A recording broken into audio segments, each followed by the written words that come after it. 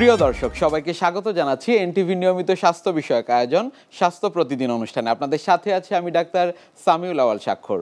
প্রতিদিনের মতো আজও আমরা একটি গুরুত্বপূর্ণ বিষয় নিয়ে কথা বলবো। আজ আমাদের আলোচনার বিষয় হোম ডায়ালাইসিস।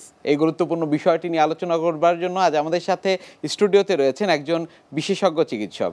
চলুন দর্শক, অনুষ্ঠানের শুরুতেই পরিচিত হয়ে আসি আমাদের আজকের অতিথির সাথে। ডাক্তার এম এ সামাদ 1958 সালের জুন মাসে টাঙ্গাইল জেলায় জন্মগ্রহণ করেন। 1982 সালে ময়মনসিংহ মেডিকেল কলেজ থেকে MBBS ডিগ্রি অর্জন করেন। এরপর তিনি চিকিৎসা বিজ্ঞানে উচ্চতর MD FCPS ডিগ্রি লাভ করেন। বর্তমানে তিনি আনোয়ার খান মডার্ন মেডিকেল কলেজ হাসপাতালে কিডনি বিভাগের বিভাগীয় প্রধান হিসেবে কর্মরত। আপনাকে স্বাগত জানাচ্ছি আমাদের আজকের এই আয়োজনে। ধন্যবাদ আপনাকে। হোম ডায়ালাইসিস এই বিষয়টি কি? হোম ডায়ালাইসিস বলার আগে আমরা বলতে চাই ডায়ালাইসিস টাইপে কি। তো যখন দেখা যায় যে আমাদের কিডনি যে কোনো কারণেই হোক যদি সম্পূর্ণ বিকল হয়ে যায়, তখন বেঁচে থাকার একটা পদ্ধতি যে উপায়ে রক্তে যে সমস্ত দূষিত পদার্থ সেগুলো জমা হয়, সেগুলো যে পদ্ধতিতে সেকে সেই দূষিত পদার্থগুলো বের করে দিয়ে রক্তকে পরিশুদ্ধ করা হয়, সেটাই হলো ডায়ালাইসিস।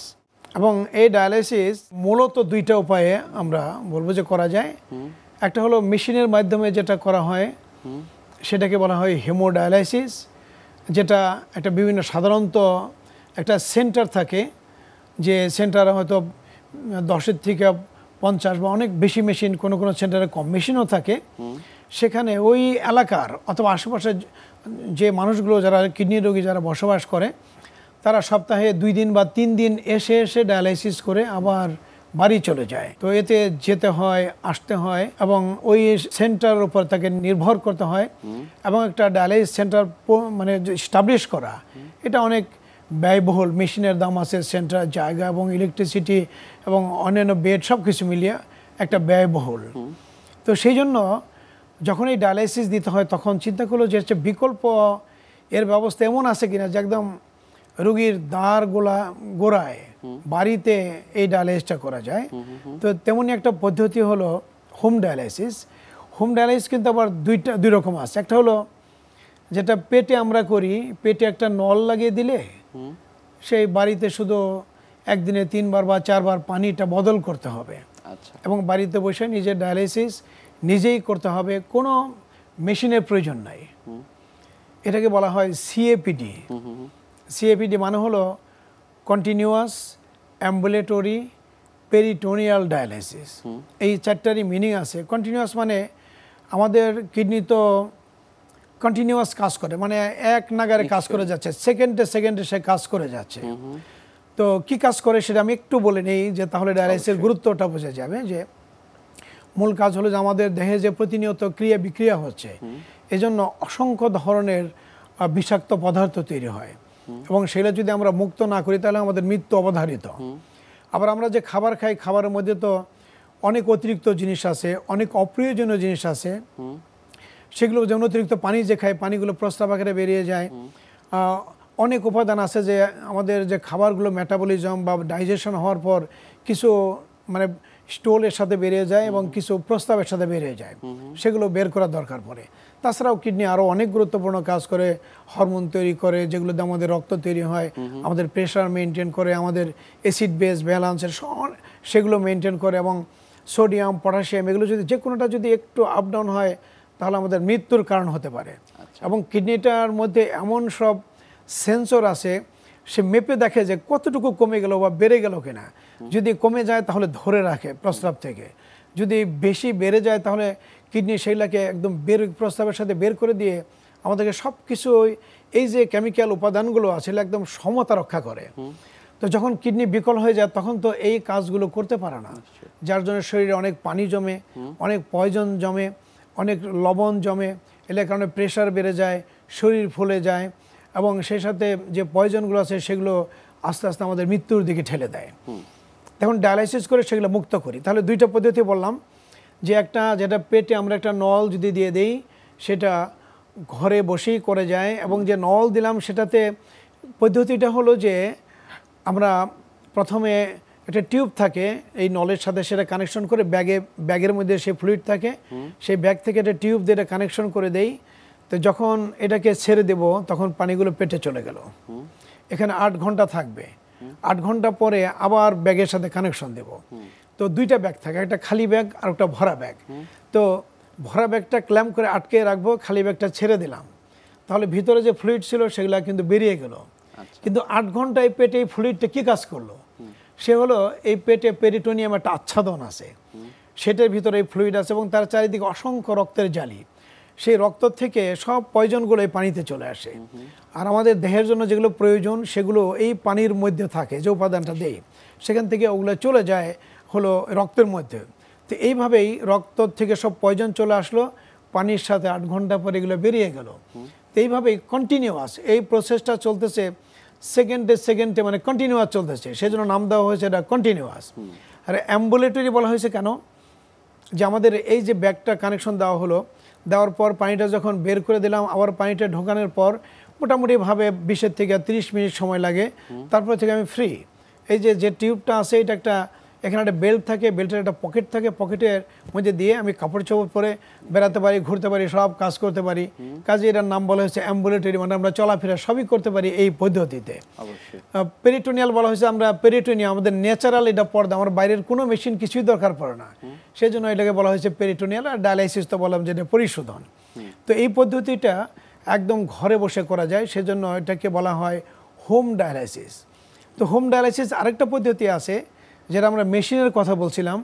তো সে মেশিন আমরা যদি কেউ যদি মনে করে ঘরের ভিতরে একটা মেশিন ফিট করবে এবং মেশিনের জন্য ডায়ালাইসিস করার জন্য একদম পিওর ওয়াটার লাগে, সেই পিওর ওয়াটার তৈরি করার জন্য আরও সিস্টেম বলা হয়, আরেকটা মেশিন বসাতে হয়, আরেকটা সিস্টেম। সেই সিস্টেম বসিয়ে পানিকে পিওর করতে হয় এবং রেডি পিওর তৈরি মানে পানি তৈরি করে সেগুলো আবার ডায়ালাইসিস করা হয়। তো এই মেশিনগুলো বাড়িতে মানে স্থাপন করেও এগুলো করা যেতে পারে। তো এটাও home dialysis, but home hemodialysis এটা। তবে ইজিয়ার হলো যে সিএপিডি, কারণ এখানে যদি আমরা একটা নল লাগিয়ে দেই, এখানে আর কোনো মেশিনের কোনো প্রয়োজন নেই।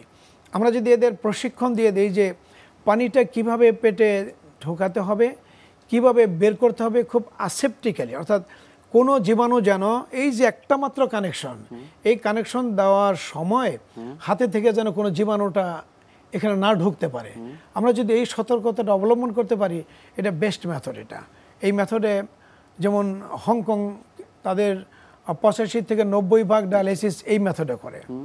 যদি কখনো এই সিএপিডি না করা যায় তখন তারা হেমোডায়ালাইসিস করে। তেমন থাইল্যান্ড কিন্তু ওরা এখন এগিয়ে যাচ্ছে, মেক্সিকো এগিয়ে যাচ্ছে, এখন ইউরোপ এবং আমেরিকা এবং কানাডা তারা কিন্তু এখন সিএপিডিকে প্রিফার করছে, যে বাড়িতে বসে এই ডায়ালাইসিসটা করতে পারবে, এই জন্য মেশিনের দরকার নেই, অনেক লোক বলে দরকার নাই, নিজেরটা নিজেই করতে পারে সে যদি একটু ট্রেনিং নিয়ে নেয়। আর যারা একদম চোখে দেখে না বা দেখতে অসুবিধা বা বুঝে না, একদম বয়স্ক লোক, তাদের জন্য একজন যদি সাহায্যকারী থাকে সেই এই কাজটুকু করে দিতে পারবে। সেই জন্য আজকাল এই হোম ডায়ালাইসিস, বিশেষ করে পেরিটোনিয়াল ডায়ালাইসিসকে পৃথিবী জোড়ায় এটাকে গুরুত্ব দেওয়া হচ্ছে। সিএপিডি এটি তো বাংলাদেশেও হচ্ছে, শুরু করেছি এটা 97 থেকে। আর তখন আইপিজিএমআর ছিল, তো ওখানে যখন আমরা পোস্ট গ্রাজুয়েট স্টুডেন্ট ছিলাম, যখন এফসিবিএস করে এমডি করছিলাম, তখনই এটা শুরু করি ওখান থেকে। তখন প্রফেসর হারুন রশিদ সাহেব ছিলেন ওখানের হেড অফ দ্য ডিপার্টমেন্ট এবং আমি তার আন্ডারে তখন ওখানে ছিলাম কনসালট্যান্ট হিসাবে, তখন এটা স্টার্ট করি, জুনিয়র কনসালট্যান্ট ছিলাম। সিএপিডি এর সুবিধা কি কি রয়েছে? প্রথমত যে আমরা যে হিমোডায়ালাইসিস করি, একটা ডায়ালাইসিস সেন্টারে যেতে হলে তো আমাদের একটা পথ, অনেক দীর্ঘ পথ পেরিয়ে আসতে হয়। আগে তো এই ঢাকা কেন্দ্রিক যতগুলো আমাদের দেশে ডায়ালাইসিস মেশিন আছে, সেন্টার আছে যেগুলো, সেটা দেখবেন যে তার 50%-এর চেয়ে বেশি হলো এই ঢাকাতে, এবং বাকি যেগুলো এগুলোর বেশিরভাগ অংশ হলো বড় বড় শহরগুলোতে। অনেক ডিস্ট্রিক্ট শহর আছে যেখানে কোনো হিমোডায়ালাইসিস নাই, ফ্যাসিলিটি নাই। তো তাদের এই ডায়ালাইসিসের জন্য সপ্তাহে কিন্তু 2 থেকে 3 দিন করে আরেকটা ডিস্ট্রিক্টে যেতে হয়, আসতে হয়, এবং ডায়ালাইসিস করার সময় 4 ঘন্টা লাগে, অনেক সময় অপেক্ষা করতে হয়, বেশি সময় লাগে, রাস্তাঘাটে প্রচণ্ড জাম থাকে, ট্রাফিক জাম থাকে, যাওয়া আসার খরচ আছে, একা একটা রুগী যেতে পারে না, তার সাথে 1-2 জন লোক যেতে হয়, এদের খরচ আছে, এদের যে ওয়ার্ক করতো তার একটা মূল্য আছে, সব মিলিয়ে দেখা যায় যে এটা অনেক খরচের পিছনে ডাইরেক্ট এবং অদৃশ্য খরচ হয়ে থাকে এবং কষ্ট অনেক হয়ে থাকে। কিন্তু সিএপিডিতে কিন্তু এই ঝামেলাটা নাই, সবগুলো ঝামেলা বাদ। সুবিধাটা হলো মানে অসুবিধাটা কোনটা? একটাই অসুবিধা, যদি এই যে পানিটা যে আমরা এক্সচেঞ্জ করি এটা যদি কেউ কেয়ারফুল না হয় তাহলে ইনফেকশন হতে পারে, সেটা পেরিটোনাইটিস হতে পারে।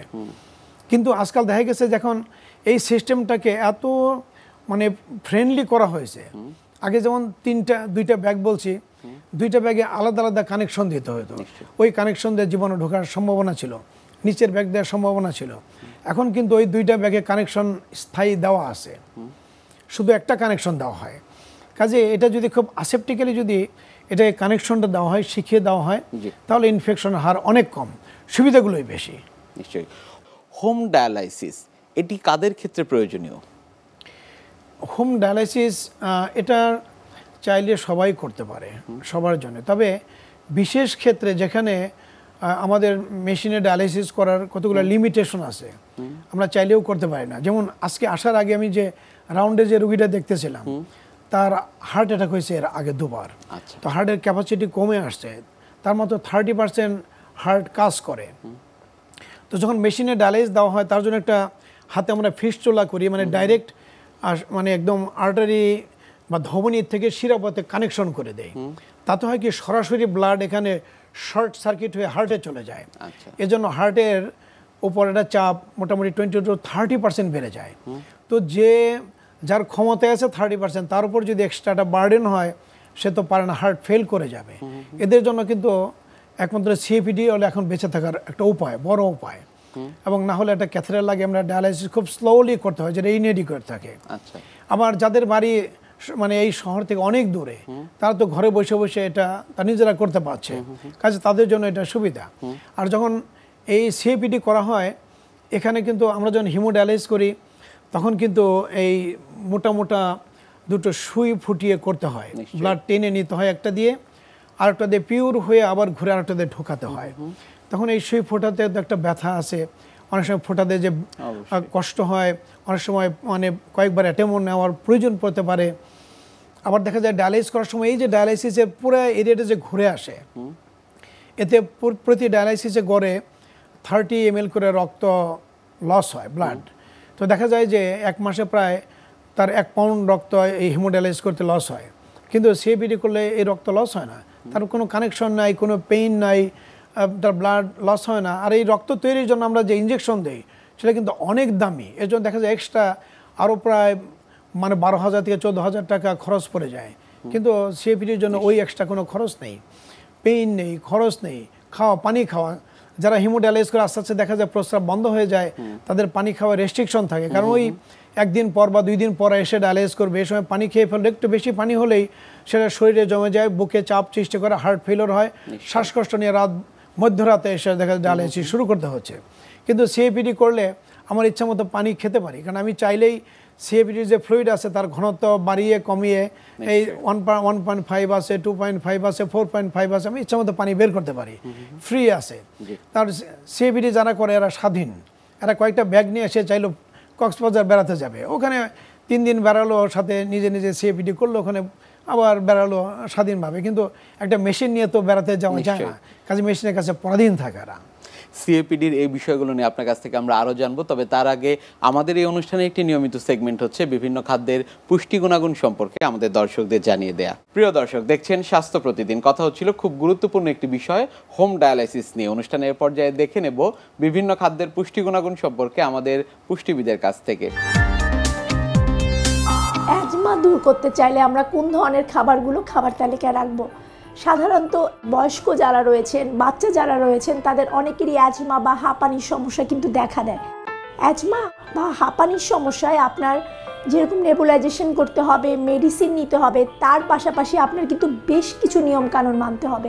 এর সাথে সাথে আপনার পুষ্টির দিকেও কিন্তু একটু খেয়াল রাখতে হবে, কারণ অ্যাজমা রোগীদের যদি সঠিক খাবার তালিকা মেনটেন না করে তাহলে কিন্তু তাদের এই ঠান্ডা, কাশি পাশাপাশি কিন্তু শ্বাসকষ্টের সমস্যাটা বেড়ে যায়। প্রথমে যেটা করতে হবে, অ্যাজমার রোগীরা যারা রয়েছেন তাদের কিন্তু সঠিক যে ওজন বা হেলদি ওয়েট যেটা রয়েছে এটা মেনটেন করতে হবে। হেলদি ওয়েট মেনটেন করতে গেলে আপনার খাবার তালিকা থেকে স্যাচুরেটেড ফ্যাট, ট্রান্স ফ্যাট, তৈলাক্ত খাবার যেগুলো রয়েছে এগুলো অবশ্যই বাদ দিতে হবে। অতিরিক্ত কার্বোহাইড্রেট যুক্ত খাবার গ্রহণ করা যাবে না, কারণ আপনার ওজন যদি অতিরিক্ত বেশি থাকে সেটাও কিন্তু আপনার অ্যাজমার সমস্যাটা বাড়িয়ে দিতে পারে। এই জন্য অবশ্যই খেয়াল রাখতে হবে যে আপনার ওজন যাতে অতিরিক্ত না বাড়ে, এবং তার কারণে যে অতিরিক্ত বাড়তি খাবার, তৈলাক্ত খাবার, আনহেলদি যে খাবার যেগুলো রয়েছে সেগুলো বর্জন করতে হবে। আপনার প্রচুর তাজা শাকসবজি এবং ফলমূল খেতে হবে, এগুলোতে প্রচুর অ্যান্টিঅক্সিডেন্ট থাকে, ভিটামিন ই, ভিটামিন সি এবং ভিটামিন এ থাকে, যেগুলো কিন্তু খুব সহজে আপনার ইমিউনো সিস্টেম বুস্ট আপ করবে এবং যার কারণে আপনার শ্বাসকষ্টের সমস্যাটা কিন্তু কম দেখা দিবে। এছাড়া আমাদের লাংসের যে সেল থাকে সেটা কিন্তু অনেক সময় সোয়েলিং হয়, যার কারণেও কিন্তু শ্বাসকষ্ট হয় এবং ইনফ্লামেশন হতে পারে লাংসের বিভিন্ন কারণে। এবং এই সমস্যাটা আপনি যদি তাজা শাকসবজি আপনার খাবার তালিকায় নিয়মিত রাখেন তখন কিন্তু এই সমস্যাটা দূর হয়ে যাবে। দৈনিক চেষ্টা করুন 3 থেকে 4 রঙের সবজি আপনার খাবার তালিকায় রাখার জন্য, তাহলে কিন্তু ইনফ্লামেশন অনেকটাই কম হবে। ভিটামিন ডি যুক্ত খাবার, ভিটামিন ডি যেটা করবে আপনার এই যে শ্বাসকষ্টের সমস্যা বা অ্যাজমা সেটা কিন্তু অনেকটা কমাতে সাহায্য করে। ভিটামিন ডি বলতে আপনার ডিমের কুসুম, সামুদ্রিক মাছ, চিয়া সিড এই খাবারগুলো কিন্তু খাবার তালিকায় রাখতে পারেন। তবে ভিটামিন ডি এর ক্ষেত্রে অবশ্যই খেয়াল রাখতে হবে আপনার খাবার তালিকায় যতটা না খাবারে আপনার ভিটামিন ডি এর উৎস আছে তার চেয়ে বেশি ভিটামিন ডি কিন্তু তৈরি হয় আমরা যদি সূর্যের আলোটা একটু গায়ে লাগাই। প্রতিদিন সকাল 10টা থেকে দুপুর 3টা এই সময়ের মধ্যে আমরা 20 থেকে 25 মিনিট অন্তত একটু সূর্যের আলোতে যদি থাকি তাহলে কিন্তু খুব সহজে আমরা আমাদের শরীরে ভিটামিন ডি তৈরি হবে, যেটা আমাদের এই অ্যাজমার সমস্যা কমাতে কিংবা রোগ প্রতিরোধ ক্ষমতা বাড়াতে সাহায্য করবে। এরপরে ম্যাগনেসিয়ামযুক্ত খাবার। ম্যাগনেসিয়াম কিন্তু অ্যাজমা রোগীদের জন্য খুবই উপকারী। যাদের অ্যাজমা রয়েছে তারা আপনাদের খাবার তালিকায় অবশ্যই ম্যাগনেসিয়ামযুক্ত খাবার যেগুলো রয়েছে, যেমন আপনার সাইট্রাসযুক্ত ফল বলেন কিংবা আপনার চিয়া সিড, ফ্ল্যাক্স সিড, এই খাবারগুলো আপনাদের খাবার তালিকায় কিন্তু রাখতে পারেন। এবং বিভিন্ন ধরনের বাদাম রয়েছে, সেগুলোতেও পর্যাপ্ত পরিমাণে কিন্তু ম্যাগনেসিয়াম পাওয়া যায়। তার জন্য প্রতিদিন আপনারা 1 মুঠ করে বাদাম রাখতে পারেন, 1 মুঠ করে বীজ কিন্তু আপনাদের বা সিডস যেগুলো রয়েছে, ফ্ল্যাক্স সিড বা চিয়া সিড বলেন, পামকিন সিড রয়েছে, সানফ্লাওয়ার সিড রয়েছে, এগুলো কিন্তু খাবার তালিকায় রাখা যেতে পারে। এরপরে আসি, সেটা হলো কোন খাবারগুলো আপনাদের অ্যাভয়েড করতে হবে। অবশ্যই অ্যাজমার রোগীদের আপনাদের খেয়াল রাখতে হবে যেই ধরনের ফুডগুলো অ্যালার্জি বাড়ে বা অ্যালার্জিকে ট্রিগার করে ওই খাবারগুলো বর্জন করতে হবে। যেমন অনেকের ইলিশ মাছ, চিংড়ি মাছ কিংবা হলো পুঁই শাক, সিম, মিষ্টি কুমড়া, বেগুন, এগুলোতে কিন্তু অ্যালার্জিটা ট্রিগার করে।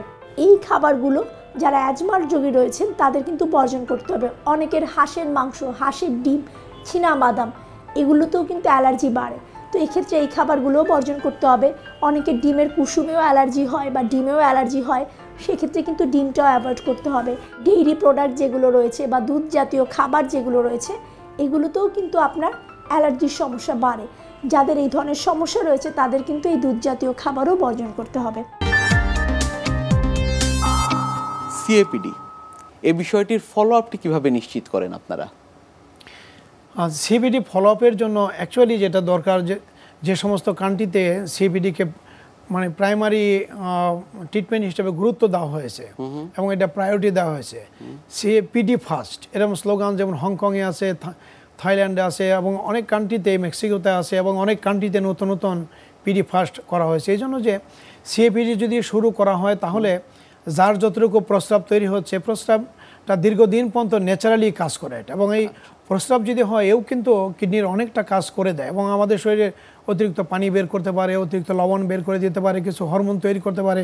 তো সেই জন্য সিএপিডিকে প্রাইমারি বলা হয় এবং সিএপিডি যখন যদি কোনো কারণে যদি ফেল করে তখন তারা হিমোডায়ালাইসিস তারা করবে। তো এই সিএপিডির জন্য দরকার হলো সরকার থেকে যেটা করা দরকার, যে একদম সেন্ট্রাল একটা ট্রেনিং সেন্টার থাকবে এবং এই সেন্টারগুলো বিভিন্ন সেন্টার, বড় বড় হসপিটালগুলো সবগুলোতে ট্রেন আপ ডক্টর যারা ইয়াং নেফ্রোলজিস্ট আছে তাদেরকে দেওয়া হবে এবং যারা ফলো আপ করবে এই ফলো আপের জন্য নার্সদের ট্রেনিং দেওয়া হয় এবং পিডি নার্স আছে, তারা ডেডিকেটেড পিডি নার্স এবং তারা সবসময় দেখা যায় টেলিফোনের মাধ্যমে কার কোনো সমস্যা হলো কিনা তাদের জিজ্ঞেস করতেছে, জানতেছে, কোনো সমস্যা হলে তারা জানাচ্ছে, সাথে সাথে তারা একটা সমাধান দিয়ে দিল যে এই পানি এখন ঢোকানো হয়েছে, বেরোচ্ছে না, তাহলে কি হলো? তাহলে সিম্পল একটু হয়তো হ্যাপারিন দিয়ে অথবা ওখানে যদি একটু মিল্কিং করে চাপ দিয়ে আস্তে আস্তে বেরিয়ে আসবে, বলে দিল মুখে মুখে মুখে বলে এইটা বলা যায় যে ভিতরে দেখা যাচ্ছে যে একটু সাদা সাদা জানি কি পানি বেরোচ্ছে, তাহলে ভিতরে একটা ফিব্রিন আছে, একটু হ্যাপারিন দিয়ে দেন, তাহলে ওটা গলে যাবে, আর সমস্যা হবে। চিকিৎসকের পরামর্শ অনুযায়ী চিকিৎসক নার্সেস এই যদি ট্রেন আপ করা থাকে তাহলে তাদের মাধ্যমে করা যেতে পারে এটা। অনেক ধন্যবাদ আপনাকে আমাদের আজকের এই অনুষ্ঠানে আসার জন্য। ধন্যবাদ আপনাকে এবং সেই সাথে আমাদের অসংখ্য দর্শক মণ্ডলী। প্রিয় দর্শক, এতক্ষণ দেখছিলেন স্বাস্থ্য প্রতিদিন। কথা হচ্ছিল খুব গুরুত্বপূর্ণ একটি বিষয়, হোম ডায়ালাইসিস নিয়ে। আশা করি আমাদের এই গুরুত্বপূর্ণ তথ্যগুলো আপনাদের অনেক বেশি উপকারে আসবে। অনুষ্ঠানে এ পর্যায়ে দেখে নেব কি থাকছে আগামী পর্বে স্বাস্থ্য প্রতিদিন অনুষ্ঠানে। তাহলে মানুষদের একটা ধারণা থাকতে হবে ডায়াবেটিস কত, সরকারের সুগারের মাত্রাটা কত হলে ডায়াবেটিস হবে। আমরা সহজভাবে যদি বলি যে আপনি যদি না খেয়ে সুগারের মাত্রা 7-এর বেশি থাকে আপনার ডায়াবেটিস আছে, যদি খাওয়ার 2 ঘন্টা পর রক্তে সুগারের মাত্রা 11-এর বেশি থাকে আপনার ডায়াবেটিস হয়েছে। আরেকটা ব্যাপার থাকে যে ডায়াবেটিসের একটা 3 মাসের গড় আছে, সেটাকে বলি আমরা HbA1c। এটার মাত্রা যদি 6.5-এর বেশি হয় তাহলে আপনার ডায়াবেটিসের আছে। বিশ্বের যে কোনো প্রান্ত থেকে যে কোনো সময় আপনাদের পছন্দের অনুষ্ঠান স্বাস্থ্য প্রতিদিন দেখতে ভিজিট করুন আমাদের পূর্ণাঙ্গ ওয়েব পোর্টাল www.ntvbd.com-এ। এছাড়া এনটিভি সব জনপ্রিয় অনুষ্ঠান ও খবরের আপডেট পেতে ভিজিট করুন আমাদের ইউটিউব চ্যানেল ও ভেরিফাইড ফেসবুক পেজে। আজ এখানেই শেষ করছি, আগামীতে আবারও দেখা হবে। সে পর্যন্ত আপনারা সবাই ভালো থাকুন, সুস্থ থাকুন, এনটিভির সাথেই থাকুন। আল্লাহ হাফেজ।